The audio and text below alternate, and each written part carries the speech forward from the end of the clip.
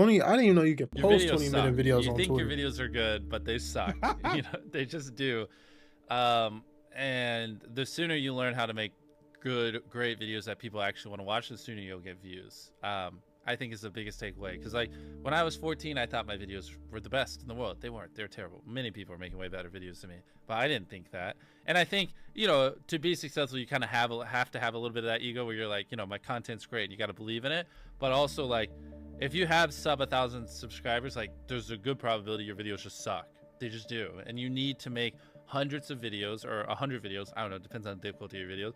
Improve something every time and just like get to the point where they don't. When you make good content, you'll blow up. It's not the algorithm, it's not anything. It's just like me and most people who are in my position, you just make terrible videos, and that's okay, because you got to make a bunch of videos and improve over time to be great. Like, you don't just pick up a baseball and become an MLB level athlete within a year. You know, it takes many years, and YouTube's kind of the same way. A lot of people get analysis paralysis, and they'll just sit there and they'll plan their first video for 3 months. And yeah, I'm any of you listening, if you, especially if you have 0 videos on your channel, your first video is not going to get views, period. It's not. Your first 10 are not going to get views. I can very confidently say that. So stop sitting there and thinking for months and months on end, and just get to work and start uploading. Like, all you need to do, this applies to people who have not uploaded videos but have dreams of being a YouTuber, is make 100 videos and improve something every time. Do that. And then on your 101st video, we'll start talking, like, maybe you can get some views, but you know, your first 100 are gonna suck. There are very freak cases like Liza Koshy or Emma Chamberlain who have really good personalities, and it doesn't take them as many videos. And it's just like people who are 7'5" and making the NBA. Like, yes, there are freak cases you can find, but for the average person like us, you know, who don't have these exceptional personalities and, you know, backgrounds in filmmaking, just make 100 videos, improve something each time, and then talk to me on your 101st video. How do you improve something each time? The second one, just, I don't know, put more effort into the script. The third one, try to learn a new editing trick. The fourth one, try to figure out a way that you can have better inflections in your voice. The fifth one, try to, you know, study a new thumbnail tip and implement it. The sixth one, try to figure out a new title. There's infinite ways. That's the beauty of content creation online. There's literally infinite ways, from the coloring to the frame rate to the editing to the filming to the production to the jokes to the pacing, to every little thing can be improved, and they can never not be improved. There's literally no such thing as a perfect video. What YouTube wants is they want people to click on a video and they want to watch it. Like, at its core, that's what it is. Now, you can like draw little lines and go as deep as you want into how to get people to click and how to get people to watch. I mean, essentially, by studying the algorithm, you'll learn that you're more studying human psychology, right? What do humans want to watch? Anytime you say the word algorithm, just replace it with audience, and it works perfectly. Like, the algorithm didn't like that video? No, the audience didn't like that video. Literally, that's it. If people are clicking and watching, then it gets promoted more. And that's literally all the algorithm does, is reflect what the people want to a T. And if you deny that, you just make terrible videos and are trying to find a scapegoat. What makes for a good title? Short? Not just short. It's also, if someone reads it, are they like, do they have to watch it? Is it just so intrinsically interesting that it's just gonna with them if they don't click on it? You know what I mean? Ideally, it's a title also that, you know, because the titles don't live in a vacuum, right? So it has to lead into the content. So ideally, the title represents content that you would want to watch for 20 minutes. So if it's a 20-minute video and the title is "I stepped on a bug," the click-through rate is going to be much lower than if it was like a 5-second video. Like, even nuances of the length of the video based against the title will affect whether people want to click it, because sometimes they just don't add up. I mean, it's that, yes, ideally you want it below 50 characters, because above 50 characters on certain devices, you run the chance of it going ... So like, I took a light pole and I saw how many dollar bills I could stack on top, and they would just go ... because it's too long and it can't finish it. And that's the worst thing, because then people don't even know what they're clicking on, and so it's going to do even worse. Short, simple, ideally, and just so freaking interesting they have to click, and it is a good segue into the content, and it represents the length of the content. The more extreme the opinion, typically the higher the click-through rate. If you can like pay it off in the content, then it just supercharges it. So like, oh, so you have a kind of estimate of the extreme. Like this water, right? You're like, Fiji water sucks. Yeah, that would do fine. But if you said Fiji water is the worst water I've ever drank in my life, way more extreme opinion would do way better. But you have to deliver. Yeah, but then you have to deliver, because the more extreme you are, the more extreme you have to be in the video. I heard you guys talking about autoplay on YouTube, and I've never considered it. I've always thought about the thumbnail, but now on YouTube, videos automatically play. Of course. So before you film a video, what is the thumbnail, what is the video, and then what's the first 5 seconds, and then what's the first 30 seconds? You know, by the first 5 seconds is like goes with the thumbnail. Because it's possible that people open YouTube and they don't see it. They don't Especially even see the for thumbnail. us, because like for so many people I've watched hundreds of our videos, when I upload, I am first on your homepage. So like you just literally don't even see the thumbnail because it autoplays so quickly. So like the thumbnail is irrelevant. I have to like visually convince you to click on the video. Wow, that's so interesting. Yeah, that's why we go so hardcore. Dude, that's so crazy. So do you consider also captions in those first 5 seconds? Because Of people course, aren't all watching of it. with Yeah, audio. everything. Everything, yes, 100%. Wow. So those first 5 seconds, that hook is now even more important than it ever used to be. Oh, 100%. Yeah, before it was important because you had to convince people to watch. Yeah. Now you have to convince people to click and watch at the same time. Whoa. With the first 5 seconds. That's driving CTR now too. Yeah. It is, Interesting. 100%. Wow. I roast a lot of people who like have boring first 5 seconds. It's brutal. Your title and thumbnail set expectations. And at the very beginning of the video, to minimize drop off, you want to assure them that those expectations are being met. If you click on a video where, you know, of his, where it's like, Tether is a scam, and then at the very beginning he starts talking about literally anything else, then you're like, oh, this is bull. This isn't what I clicked on. But if at the very start of the video you go, Tether is a scam, and I'm gonna teach you why, then it's like, okay, you match the expectations. So at the very beginning, match the expectations, and then you want to exceed them. So you want to assure people that what they clicked on is what they're getting, and then blow their mind and be like, but you're also getting even more. That's how you lower drop off, which a lot of people, sometimes it takes them like 20 seconds to really meet the expectations. And so you lose, like, that's where you're going to lose everyone. Everyone's videos start like this, and then it levels off. So you want to reduce the amount of people that click off on the audience. That's how that shit I hope is, you're too. popping up graphs while I'm saying this, so it's easier for people to visualize. We really should drill this home, because like the number one thing is like retaining as many people as possible at the start. Because like envision a chart where you lose 35% of your viewers in the first 30 seconds, and then envision one where you only lose 20%. That's 15% more people that are watching, you know, throughout the video than not. And it's not like you made the whole video like a bunch better. You just had a more strategic intro that hooked them. I'm struggling to put this into words and like to really impose how important that is, but like that 15% difference in viewership really does make the difference between hypothetically like 2 million views on a video and like 10 in my head. The thing people undervalue the most is literally the first 10 seconds of the video. Like, I think I can quote it. I tied up an FBI agent and I have $100,000 in this bag. Here's a knife. Good luck, and I just run away. Like, it gives you everything you need. No wasted words, short, concise, and then tension. You basically want to remove every dull moment. You probably want to find the 10 most critical people you know, make them watch the video, and just roast it. You know, certain things like if I just talk to a camera for 10 seconds without a cut, like a lot of people will just like get bored or they'll lose interest. So like having a B cam and a C cam, and just you can just talk for 10 seconds, but 3 seconds in cutting to a B cam and then a C cam. Like now it's more interesting. Yeah, even Mr. though it's B, I essentially don't the got same all thing, that, not man. that crazy. But you want to have good pacing. Typically having a payoff at the end keeps them, right? Last leave circle wins 10 grand. If there is a low moment halfway through, you're going to watch to the end because you want to see who wins the 10 grand. So having a good payoff at the end. How do you keep viewers watching and, you know, happy with the video? I would say just give them why they clicked, tell them why they should watch, and then just stick on topic. Like that right there isn't even super complex, but that would already put you in the upper echelon of YouTube. It's hard for a lot of people.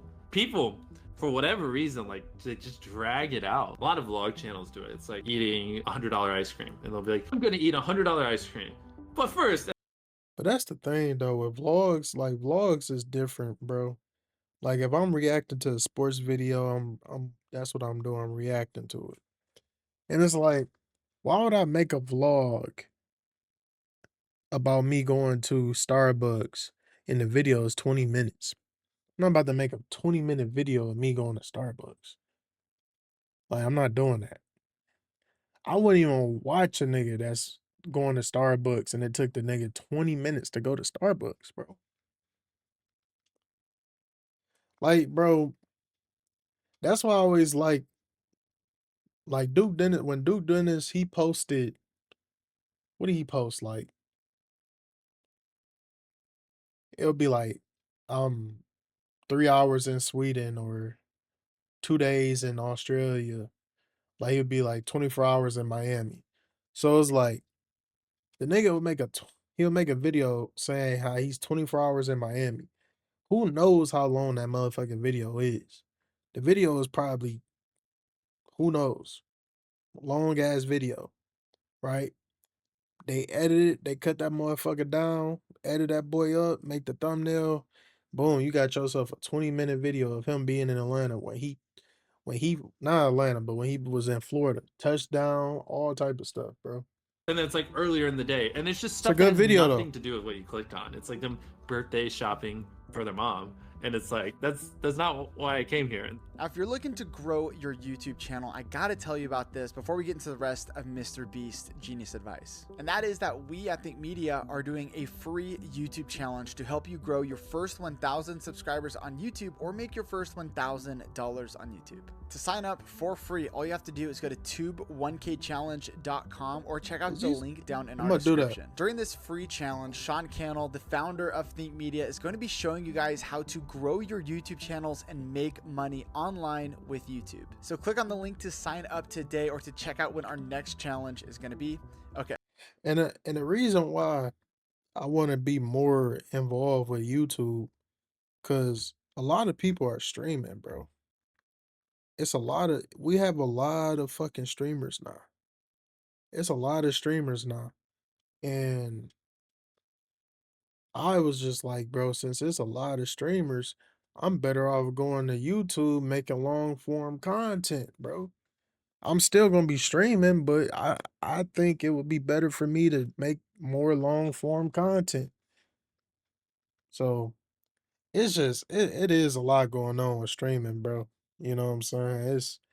It's a lot going on, but I mean it is what it is, bro. A lot of people want to be streamers, bro. So that's what people want to do. Even though certain people just want to stream because they see other people doing it, so they damn near. I won't be surprised if like 80% of niggas are like followers when it comes to this shit. So that's just me though. I'm just saying, bro. Most of these niggas is just followers, and a lot of these niggas had opportunities too to get big, and then they fucked that up. Some people, as you can see, like that nigga Rakai, he obviously did what he had to do. That nigga Ray, all them, like, you know what I'm saying? Them niggas, bro, they did what they had to do. But yeah, Let's get back into the video. What's interesting is the longer people watch something, the more likely they are to keep watching. So you don't have to try as hard in the hypothetically back half of a video as you do in the front. Like even right now, we're so deep into this where a lot of people listening are probably just going to keep listening relatively close to the end unless we just have a really boring part of this conversation because they're just in it. They're immersed. And so a big, like, to really boil it down to a simple level, you just want to get people where they're immersed in the content and then just kind of hold them there. The thing is, it's all knowledge. It really is. And like every time I say this, people debate it to the end of time on Twitter, but I don't care. Like I could start a new channel tomorrow with not using my face or my voice, like without ever promoting it, and in 6 months have 20 million subscribers. I just could. It's purely knowledge. Like if you knew what I knew, you could get 10 million views a video, and you could get 10 million subscribers no matter where you are right now within 6 months. It really is just knowledge. And I can already tell you 90% of the people watching, they don't agree with that. They don't, and everyone has excuses, and they're always like, nah, YouTube just doesn't work like that. I agree, you don't for understand. sure. But I mentor a lot of people. I see it even to this day. I still see it all the time. It is possible. It is simply knowledge. And the second you accept that it is knowledge and you start your, for me, 10,000 day journey of learning, for you, whatever it is, if you want to be less hardcore, and like actually figuring out, you know, what makes a good video, what does my audience want, how can I elevate, and then you take that knowledge and you just assume that I will never understand what the perfect video is, and every single day I just need to be devoted to learning as much as possible and improving as much as possible, and I got to improve every video as much as I can. Then there you go. There are tons of viral ideas that people can do that don't require money. It does not require money to go viral. Like at one point, one of my most viewed videos was like spending 24 hours in a desert. We just grabbed a tent, some stuff, and we went in the desert.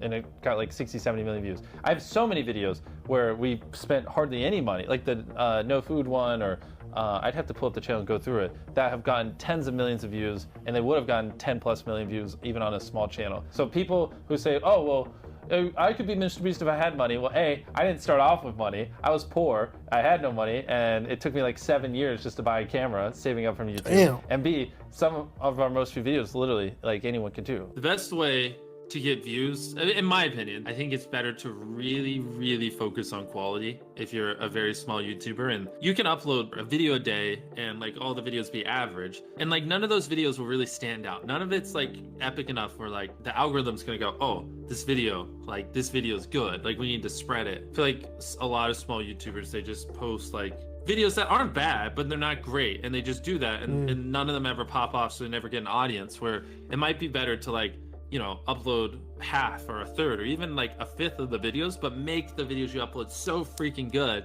that like the algorithm has to promote it, and that, you know, it has to find audiences for it, because it's such an interesting Really and good get video more of that when you like creativity, set a man. consistent schedule and you're constantly having to upload That's videos really that what aren't it as good is. as you'd like because you got to hit, oh, this Monday I said I'd upload every Monday, you know, like that's a dangerous trap, because then, you know, the viewers notice that the quality isn't as good and it makes them less likely to watch, and I think it hurts your longevity. A lot of times people, oh boy, it's like they think their videos are better than they are, honestly, and Tell them, Jimmy, tell them. I mean, they do, and you have to that, and they have horrible friend groups, because you really are like the type of YouTubers you hang around, and so like a lot of times I'm just like, what?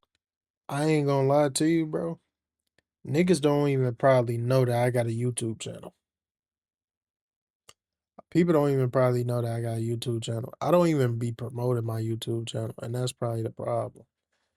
That's probably the problem right there, that I don't even promote it. And I definitely gotta do better with that. But yeah, bro, I don't be thinking that my video is that good though. I just be uploading just to upload. That's You're really saying what is it wrong. Who is, told bro. you this? They're like, well, this guy, and it's like, well, they're wrong. It's not true. There's no such thing as a perfect video. Like, someone should always call you and it on your video, because it could be better.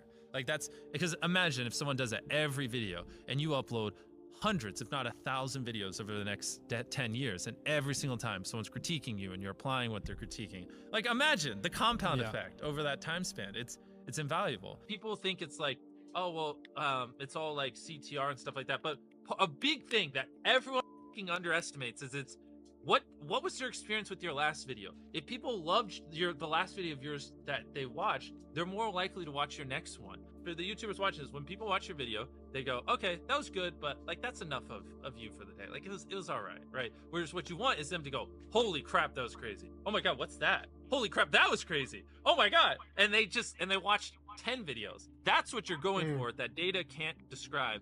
And like I've never heard anyone talk about that, but that is it. That's how you get these high view counts, because people watch 10 videos, not one, you know? It's okay to draw inspiration from me, but just don't do what I do to a T. It's not like $1 versus blank. I'm the first person to do it. But I just, you know, saw that format and I was just like, how can I do that 100 times better? Right. How can I put 100 times more creativity into it? How can I level up the editing by 100 times? How can I spend 100, blah, blah, blah. And that's always my mindset. How can I, like, if I get inspired by something, how can I do that but 100 times better and make it my own? Whereas a lot of people are just like, oh, Mr. did that.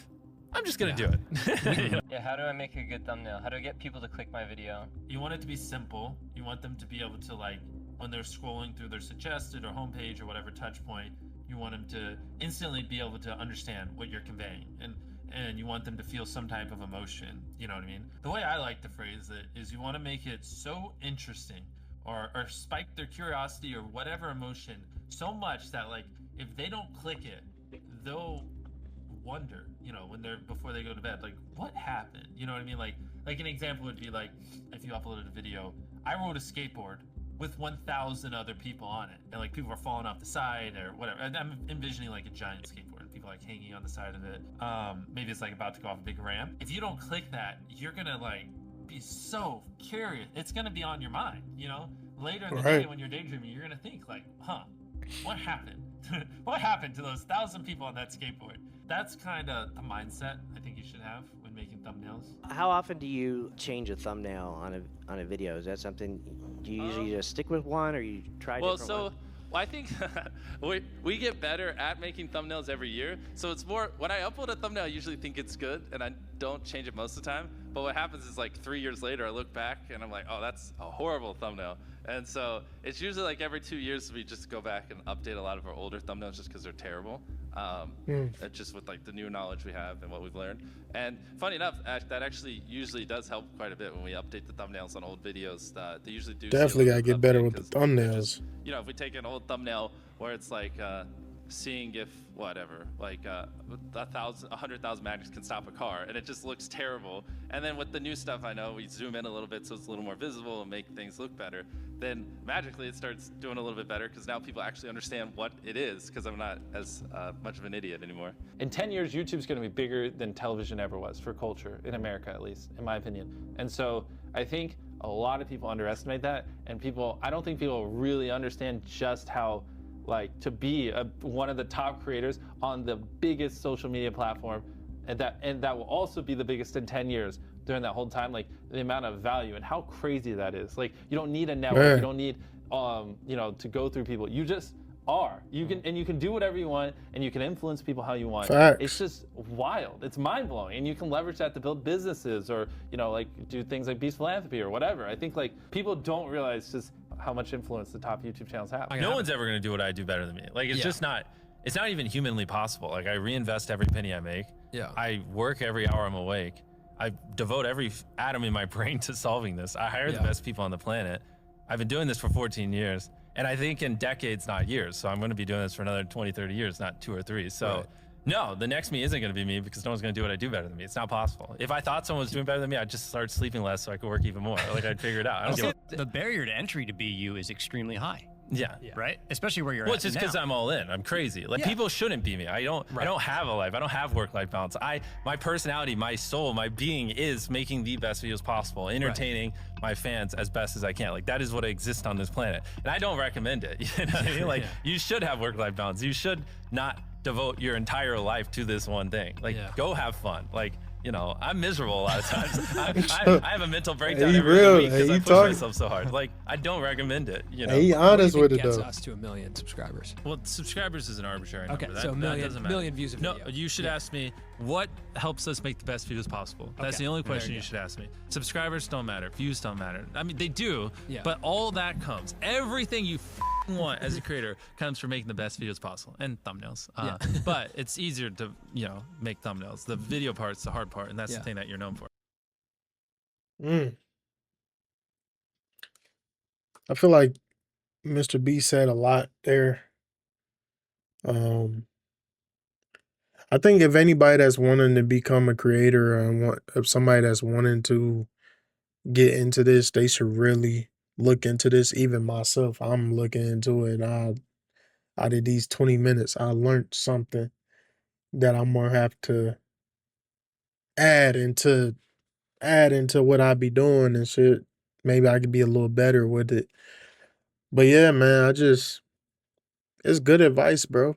It's good advice. Sometimes you gotta, you know, he probably one of the biggest YouTubers. Everybody be watching his videos, bro.